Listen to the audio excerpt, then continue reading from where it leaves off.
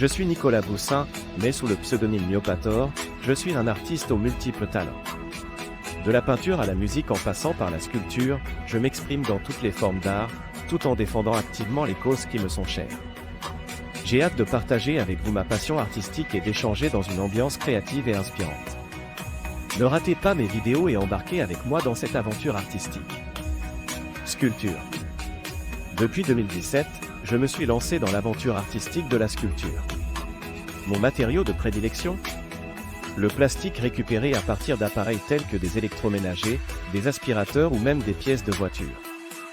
Après avoir minutieusement démonté ces objets pour en extraire le plastique, j'ai accumulé une quantité impressionnante de matière, devenue rapidement imposante.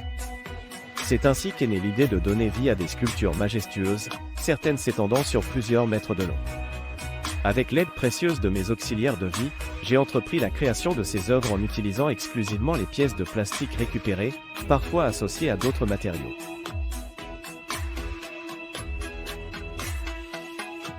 Chaque élément est méticuleusement assemblé à l'aide de vis, contribuant ainsi à donner forme à mes inspirations.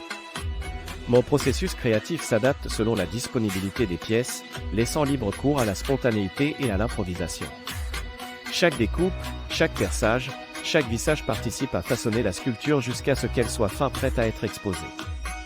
Pour moi et pour ceux qui m'ont aidé, chaque sculpture représente une aventure unique, révélant une grande satisfaction et de belles surprises.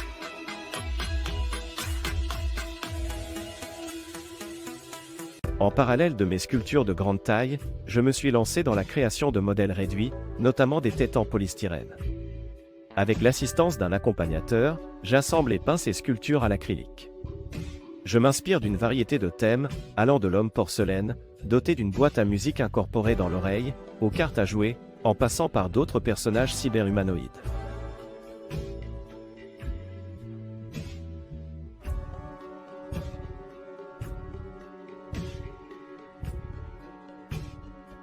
Par la suite, j'ai créé un livre illustré intitulé « Mes curiosités », dans lequel j'accompagne chaque personnage d'une histoire ou d'un poème inventé.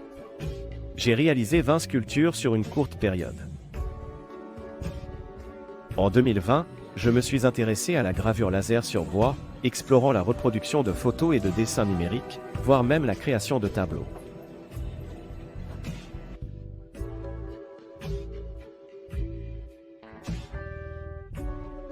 J'ai ensuite exploré l'impression 3D, utilisant des logiciels pour concevoir de petites sculptures que je matérialise.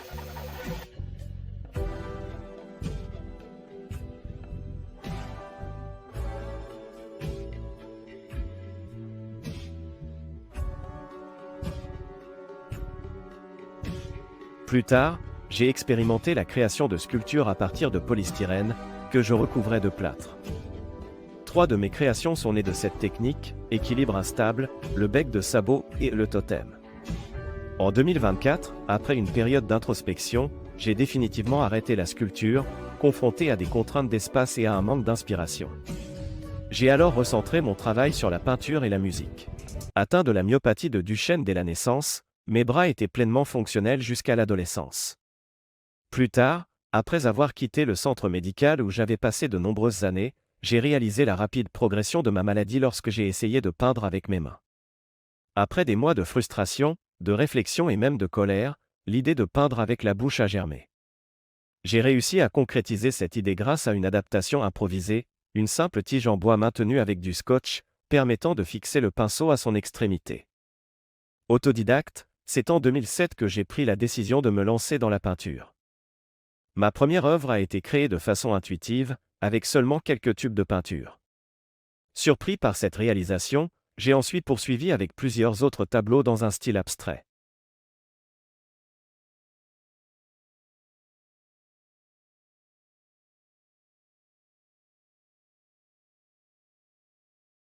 Peindre dans ma chambre ne se révélant pas idéal, j'ai ressenti le besoin d'avoir un véritable atelier. Avec l'aide de quelques personnes, nous avons construit un chalet qui a été transformé en atelier, affectueusement surnommé le Chatelier, un mélange subtil entre atelier et chalet. Progressivement, j'ai aménagé et organisé mon atelier. C'est là que je donne vie à mes œuvres, avec l'assistance d'auxiliaires chargés de préparer les toiles et de m'aider dans d'autres tâches nécessaires.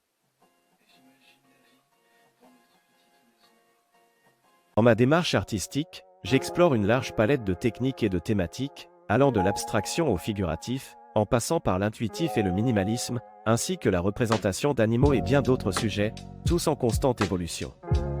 Au fil du temps, j'ai expérimenté différents supports tels que le bois, le papier et la toile, utilisant une variété de médiums comme la gouache, l'encre de Chine, l'encre colorée, ainsi que d'autres matériaux, de manière instinctive. Cette approche peut parfois réserver des surprises que j'exploite pour obtenir des effets uniques. Après avoir éprouvé des frustrations liées au long temps de séchage de la peinture à l'huile, j'ai pris la décision d'opter exclusivement pour l'acrylique dans toutes mes réalisations artistiques. Depuis de nombreuses années, je considère l'imaginaire comme un élément essentiel de ma vie. Je m'investis activement dans son développement afin de créer un univers unique, peuplé de personnages singuliers. Mes sources d'inspiration sont variées. Elles puisent notamment dans les traditions africaines, telles que les maquillages utilisés lors de cérémonies et autres festivités. Par ailleurs, l'œuvre du célèbre peintre italien, reconnu pour ses portraits évocateurs composés de végétaux et de fruits, exerce une grande influence sur moi. Dans mes réalisations, qu'il s'agisse de portraits individuels ou de couples, je m'inspire souvent de l'esthétique médiévale et de la nature. Par exemple, le col de lingerie nommé « la fraise », datant du XVIe siècle, est une source particulière d'inspiration pour moi. J'apprécie d'incorporer des éléments floraux et végétaux à mes personnages, leur conférant ainsi une dimension poétique et naturelle. De temps à autre, j'apprécie travailler par série. J'ai initié ce processus avec quelques tableaux intitulés « Harmonie des cordes », réalisés sur fond noir. Mon but était de mettre en avant les contrastes en utilisant des couleurs vives et en mêlant de manière dynamique les tonalités fluo directement sur la toile. La série Or Bleu explore la création de portraits imaginaires en utilisant des teintes dorées, de la feuille d'or et des pigments or, associés au bleu et quelques autres couleurs.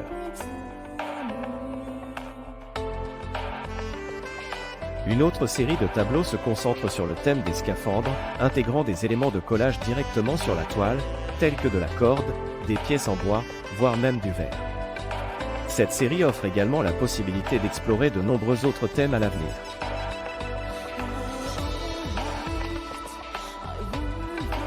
J'ai exploré le domaine des natures mortes.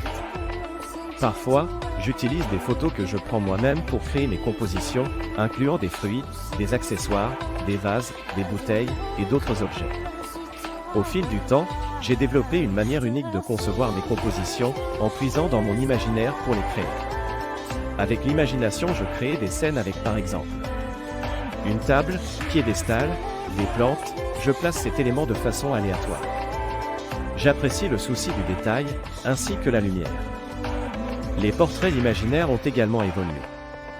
Après avoir peint des portraits de profil, j'explore désormais les portraits vus en 3/4, ce qui apporte une autre dimension à mes œuvres. Pour les portraits d'animaux, notamment les portraits d'oiseaux sont aussi créés en improvisation. D'autres séries de tableaux ont été créées, explorant toujours divers styles artistiques. J'ai porté un intérêt au surréalisme, imaginant des portraits et des paysages avec des éléments tels que l'eau et des éléments volcaniques, créant ainsi des scènes improbables et captivantes.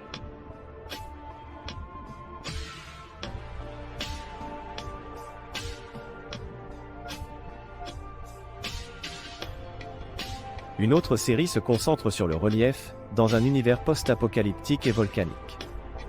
J'apprécie d'incorporer des pièces de maquettes en plastique sur la toile, recouvertes de peinture, pour créer des compositions évoquant des sortes de bateaux figés de manière chaotique, offrant ainsi une atmosphère singulière et intrigante. Une série de peintures explore la thématique de la banquise et de la fonte des glaces, en intégrant des éléments représentant des craquelures.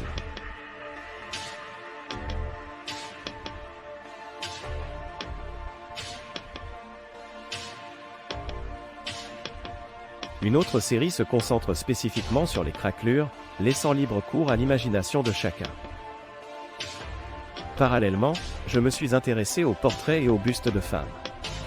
Je trouve un véritable plaisir à peindre les cheveux et les corsages, cherchant à transmettre des émotions à travers chacune de mes œuvres.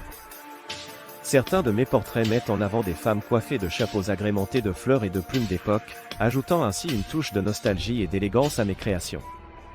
Plongé dans une spirale créatrice, je me laisse emporter et décide d'explorer des œuvres pour repousser mes limites physiques et créatives, en réalisant des performances, de préférence de grande envergure.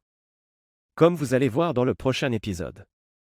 La première performance, nommée Arbre de vie, est née d'un élan créatif spontané.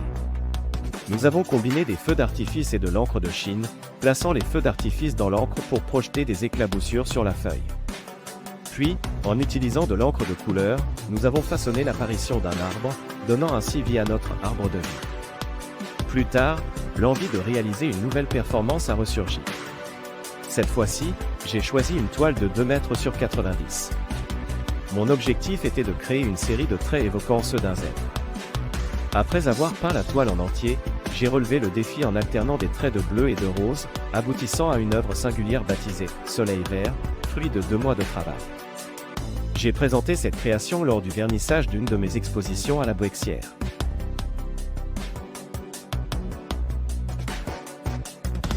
Un an plus tard, l'envie de réaliser une performance encore plus imposante s'est manifestée. J'ai opté pour une banderole de 3,50 m sur 90 de large. Après avoir trouvé une méthode pour la tendre à travers l'atelier, j'ai commencé à esquisser des personnages, avec un personnage central et l'objectif d'inclure un maximum de personnages, y compris des personnages cachés. 2 mois ont été nécessaires pour achever cette œuvre, que j'ai présentée à la résidence de retraite de la Bouexière. Plus tard, j'ai entrepris une nouvelle performance, 2 fois plus grande que la précédente. Cependant, lors de la réalisation de l'œuvre, j'ai malheureusement dû interrompre le processus en raison d'un torticolis. Malgré cette contrariété, je n'ai pas abandonné cette performance et je suis déterminé à persévérer et à ne rien lâcher. J'ai exploré l'utilisation de mousse expansive pour créer des structures évoquant des nuages ou de la neige. Pour approfondir cette idée, je me suis tourné vers la photographie pour immortaliser mes œuvres. Pendant un court laps de temps, j'ai pris plaisir à concevoir un décor évoquant la banquise, avec le coucher de soleil hivernal en toile de fond, mettant en scène de petites figurines. Cette approche m'a intrigué, mais je n'ai pas encore pleinement exploité ses possibilités. 2 tableaux ont également vu le jour grâce à cette inspiration, neige et nuages.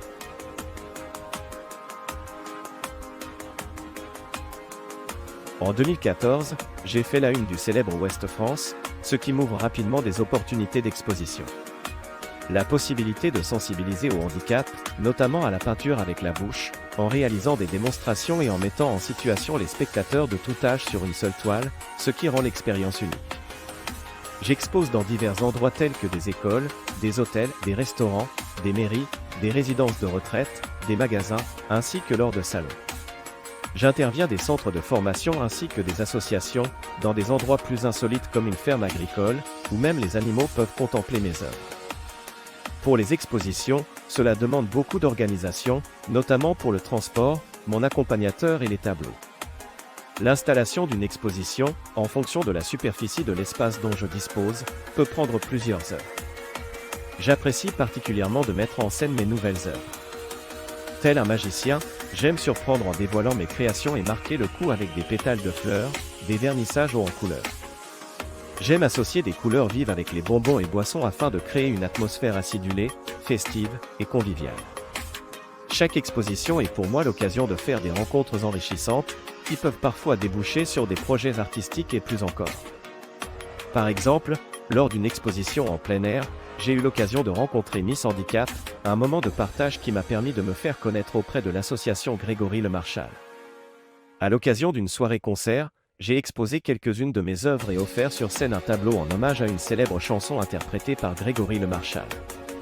Cet instant chargé d'émotions a été l'occasion pour moi de soutenir les personnes atteintes de mucoviscidose.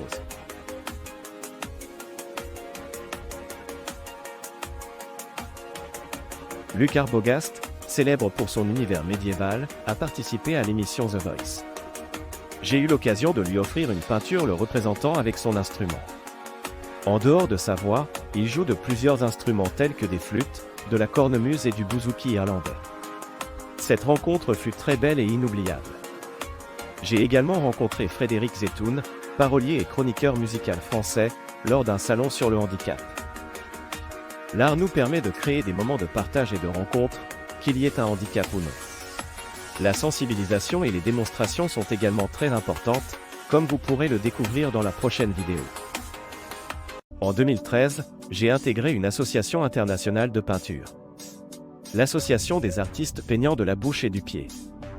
Cette association m'a offert une plateforme pour m'exprimer librement et a ouvert de nombreuses portes à mon évolution artistique. Grâce à elle, j'ai eu l'opportunité de rencontrer d'autres artistes, de participer à des expositions, à des sessions de création et à des moments conviviaux, ce qui a enrichi mon parcours artistique de manière significative. Depuis que je me suis fait connaître en tant qu'artiste, des propositions de sensibilisation et de démonstration se sont présentées à moi. Parler du handicap à travers la peinture est un bon moyen de sensibiliser un large public de tous âges. En plus de dialoguer, je peins devant le public. J'ai eu l'idée de faire peindre également les visiteurs avec la bouche. Cette expérience suscite beaucoup de réactions et d'étonnement. Le but de faire peindre le public avec la bouche est de montrer mon adaptation liée à mon handicap et de démontrer que tout est possible avec de l'adaptation et de la persévérance. Dans divers lieux tels que les centres de formation, les écoles, les résidences de retraite, ainsi qu'à l'occasion d'événements comme les Journées du handicap ou dans le cadre du Téléthon, j'apprécie de partager mon univers. Je participe également à des expositions en dehors de ce contexte spécifique. Je tiens à préciser que mon handicap ne me restreint pas à intervenir exclusivement lors d'événements liés au handicap. Souvent, ces occasions sont brèves et ne me permettent pas de pleinement exprimer mon art ni d'en faire profiter pleinement les visiteurs. Parfois, je souligne le fait que je vis avec un handicap non seulement pendant une semaine dédiée, mais toute l'année. Cette approche me permet parfois de prendre le temps nécessaire pour exposer, ce qui satisfait tant les visiteurs que moi-même. J'ai l'opportunité de donner des conférences aux étudiants en ergothérapie, comprenant des séances de questions-réponses ainsi que des sessions de peinture avec la bouche pour tous, par équipe de 2. Parfois, nous incluons une mise en situation avec un fauteuil roulant, ce qui enrichit encore davantage l'expérience. Cette approche crée des moments très significatifs où une complicité se développe et une dualité pédagogique s'établit entre les étudiants, toujours dans une atmosphère empreinte de bonne humeur. Je tiens à exprimer ma gratitude envers les personnes qui m'ont invité et permis de partager mon art et ma technique, offrant ainsi un regard différent non seulement sur le handicap, mais aussi sur l'artiste peintre. Un grand merci également à mes auxiliaires de vie, dont le soutien indispensable m'a permis de continuer à développer mon univers artistique. Leur aide précieuse a été un véritable moteur dans ma démarche créative. Merci pour tout.